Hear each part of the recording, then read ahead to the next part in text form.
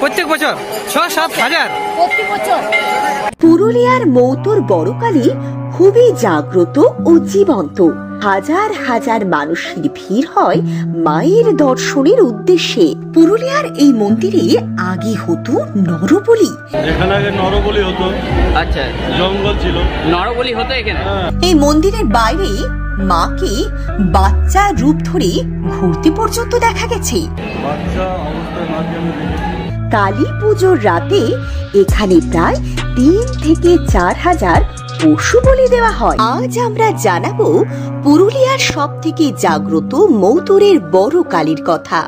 রাজ্যের অন্যতম তথা পুরুলিয়া জেলার সব থেকে বড় পুজো মৌতরের কালী পুজো। মায়ের প্রতি বিশ্বাসী সব থেকে বড় সত্যি।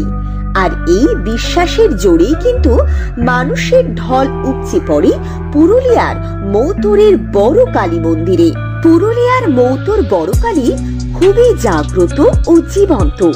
জানেন কি, পুরুলিয়ার এই মন্দিরে আগে হতো নরবলি। হ্যাঁ, এই মন্দিরে আগে দেওয়া হতো নরবলি। তা আমাদের জানান মন্দিরের পুরোহিত। শুনুন সেই কথা। এখানে আগে নরবলি হতো। আচ্ছা, জঙ্গল ছিল, নরবলি হতো এখানে। এই মন্দিরের বাইরে মাকে বাচ্চার রূপ ধরে ঘুরতে পর্যন্ত দেখা গেছে। বাচ্চা অবস্থায় মাকে আমি দেখেছি। কোথায় দেখেছেন সেটা? লাল পাড়ে শাড়ি পরে। আচ্ছা, সেটা কোথায় দেখেছেন? বাইরে। ভাবতে পারছেন তো, মা নানা রকম অলৌকিক লীলা নিয়ে মানুষের সামনে বারবার বিভিন্ন রূপে নিজেকে ধরা দিয়েছে। বলা হয় এই মন্দিরে নাকি যে একবার আসবে তাকে নাকি মা বারবার আসতে বাধ্য করে। হ্যাঁ, মায়ের এমনই মায়া, মা যেন নিজের সন্তানকে হাত ছাড়িতে মন্দিরে রাখেন, আর সন্তানও মায়ের সাড়া পেয়ে ছুটে চলে যায় মায়ের কাছে।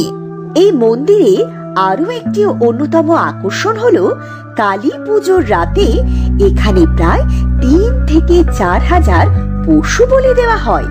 এই বলি পুজোর রাত থেকে পরের দিন সকাল পর্যন্ত চলতে থাকে।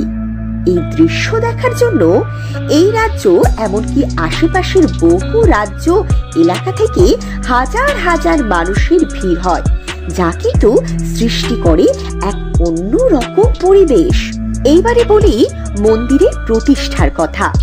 মৌতরে এক সাধক, যিনি সাধনা করতেন পঞ্চমুণ্ডির আসনের উপর, তিনি প্রথম মায়ের পুজো শুরু করেন। তবে তখন কোনো প্রতিষ্ঠিত মন্দির ছিল না। পরে সময়ের সাথে সাথে মায়ের পুজোর প্রচলন লোকমধ্যে ছড়িয়ে পড়ে। তখন সে সাধকের দেহ ত্যাগের পর এলাকাবাসী পঞ্চমুণ্ডির উপর মায়ের মূর্তি প্রতিষ্ঠা করেন। মায়ের অসীম ক্ষমতার কথা মানুষ জানতে পারলে মন্দিরে প্রচুর ভক্তের সমাগম হয়। তখন থেকে মা মৌতর বড় কালী নামে পরিচিত হয় সবার কাছে। পরে মন্দিরে চিরস্থায়ী শিলামূর্তি প্রতিষ্ঠা করা হয়।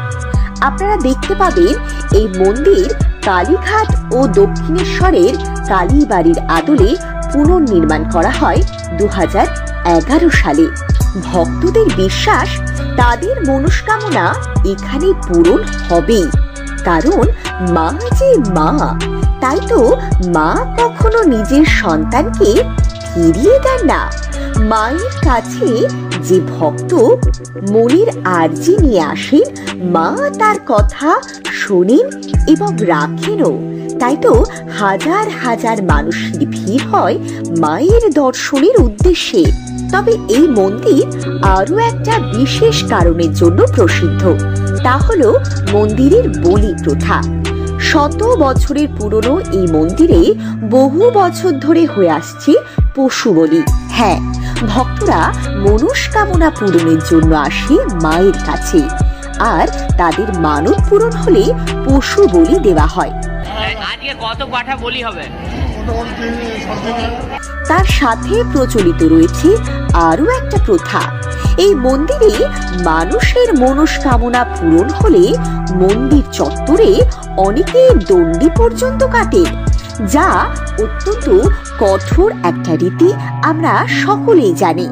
তবে মায়ের প্রতি ভক্তিতে লীন হয়ে এই প্রথা কিন্তু অনেকটাই সহজসাধ্য হয়ে পড়ে ভক্তদের কাছে। সারা দেশের বিভিন্ন প্রান্ত থেকে দূর দূরান্ত থেকে মানুষ আসে মায়ের কাছে মানত পূরণ করতে, আর মানত পূরণ হলে পশু বলি দেওয়া হয়। তবে এখানে আরো একটা কথা আপনাদের জানায়, দুর্গাষ্টমীর দিন ছাড়া বছরের প্রতিটি দিনই কিন্তু এখানে বলি প্রথা চালু থাকে। কালী পুজোর সময় মন্দির সংলগ্ন এলাকা জুড়ে বসে মেলা। মায়ের অপরিসীম লীলা এবং অসীম ক্ষমতায় কিন্তু মানুষ মায়ের প্রতি বিশ্বাসী হয়ে ওঠে। তাই তো মানুষ নিজের আশা পূরণের জন্য, নিজের মনস্কামনা পূরণের জন্য বারবার মায়ের কাছে আসতে বাধ্য হয়। অনেক এখান থেকে অনেক মানুষের ভালো হয়েছে। এ মায়ের যা মহিমা না, একবার এলে পরে হ্যাঁ, তার দ্বিতীয়বার তাকে আসতেই হবে। আসতে হবে। মা সবারই মনস্কামনা পূর্ণ করেন বলেই তার ভিড় হয়। ভিড় হয়।